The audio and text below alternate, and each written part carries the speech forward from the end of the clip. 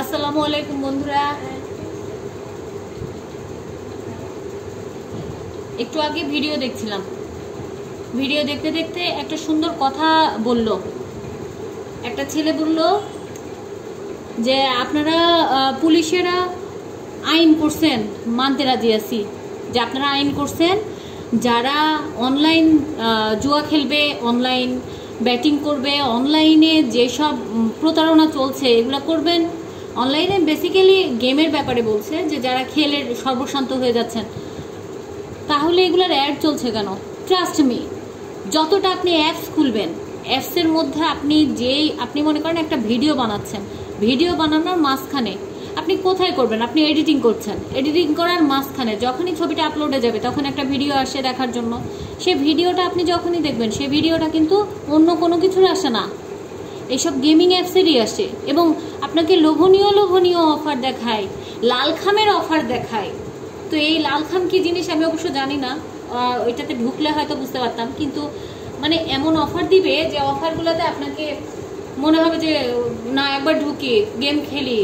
যাদের টাকার আর্নিংয়ের সোর্সটা খুবই দরকার, তারা এই ধরনের ভুলগুলো খুব বেশি করতেছে, ওই প্রতারণার ভিতরে তারা পড়ছে।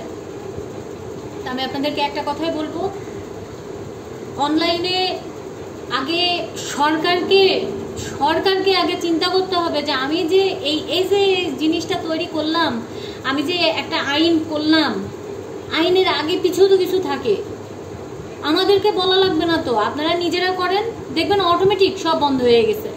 আপনারা হার্ড করেন চোরদের জন্য, আপনারা চোরদেরকে খোলা ছেড়ে রেখে আপনারা আমাদেরকে বলতেছেন যে হ্যাঁ তোমরা ক্লিক করো না কেন, ওইটা আপনারা বন্ধ করতে পারছেন না? আপনারা তো অনেক অ্যাপস বন্ধ করে দেন, আপনারা অনেক কিছুই বন্ধ করে দেন, সার্ভারে অনেক কিছু গেলেও অনেক সময় দেখা যায় আগে চলতো এখন চলে না, ঢোকা যায় না। তো আপনারা এগুলো বন্ধ করতে পারেন না? এই ধরনের ইউনিট আপনাদের থাকা উচিত না যে এগুলো ফলো করবে, এগুলো দেখবে কারা করছে? তাহলে তো আর কিছু লাগে না, আমাদেরকে বলতে হয় না, এই জনগণকে বলতে হয় না যে আপনারা অ্যাপসে ক্লিক করলে ঢুকবেন, আপনাদের মোবাইলে অ্যাপস থাকলে কোটি টাকার জরিমানা দিতে হবে। হোয়াই? কেন? আপনারা অ্যাপস বন্ধ করেন। আপনারা গভর্নমেন্ট আমাদের কাছ থেকে আপনারা কন্টিনিউ টাকা চুষে নিয়ে যাচ্ছেন ট্যাক্সের নাম দিয়ে। আপনার একই ব্যাংকের টাকা আপনারা কতবার করে ট্যাক্স কাটতেছেন? একবার জমা দেওয়ার সময় নিচ্ছেন, তারপরে আবার কর, সেই করের ফাইল আবার জমা দেওয়া লাগছে, করের ফাইল না দিলে আপনারা আবার ব্যাংকের টাকাও আবার দিবেন না। এই যে ঝামেলাগুলো, এগুলো কি একটার সাথে একটা রিলেটেড না? আমরা টাকা দিচ্ছি না আপনাদের তো উচিত যে এই যে জিনিসগুলো এগুলো বন্ধ করা। কেন আপনারা বন্ধ করেন না? না করে কেন এটা আবার জনগণের উপর চাপাই দিচ্ছেন যে তোমরা চালাও না, তোমাদের কাছ থেকে আবার 1 কোটি টাকা নেওয়া হবে? এইসব বন্ধ করেন আগে, নিজেরা আগে ওই জায়গাগুলো আপনারা চাইলে ওগুলোতে হাঁটতে পারেন। আমাদের প্রশাসন চাইলে এই জায়গাগুলো সেকেন্ড লাগবে না বন্ধ হতে। যারা চোর তাদের সাথে ওই লিঙ্ক আপের জায়গাগুলো বন্ধ করে এই জায়গাগুলোকে বন্ধ করতে হবে। আপনারা সব জানেন, আপনারা চাইলে এই দেশ পুরো ঠান্ডা থাকতে পারে, আপনারা চাইলে এই দেশে একটা অনৈতিক কাজ চলবে না। আপনারা যদি চিন্তা করেন, আপনারা বলতে আমি সরকারকে বলতেছি যে আপনারা যদি চিন্তা করেন এই দেশের জন্য এইটা ভালো, এইটা আমরা করব, এইটা চলবে না, চলবে না তো চলবে না, কারোর ক্ষমতা নাই ওই জায়গাতে চলার, কিন্তু আপনারা তো সেটা করবেন না।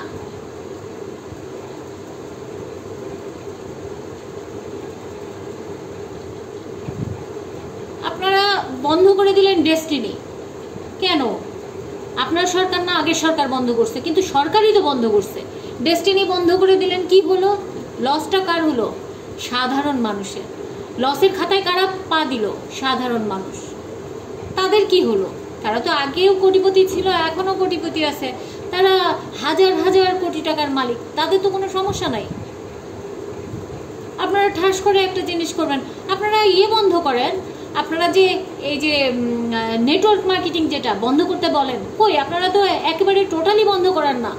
গুলশানের মতো জায়গায় বড় বড় নেটওয়ার্ক মার্কেটিং এর অফিস নিয়ে বসে আছে, আপনারা কি এতটুকু টের পান না?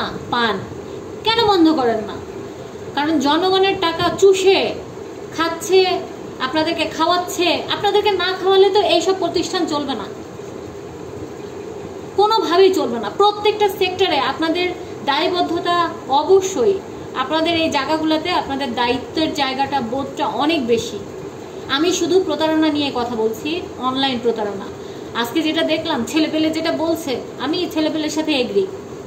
কারণ আজকে যদি এই জিনিসটা প্রতারণার জায়গাটা যদি মনে করেন যে আপনারা বন্ধ করান, তাহলে কিন্তু আর এগুলো হয় না, এগুলো সম্ভব থাকে না।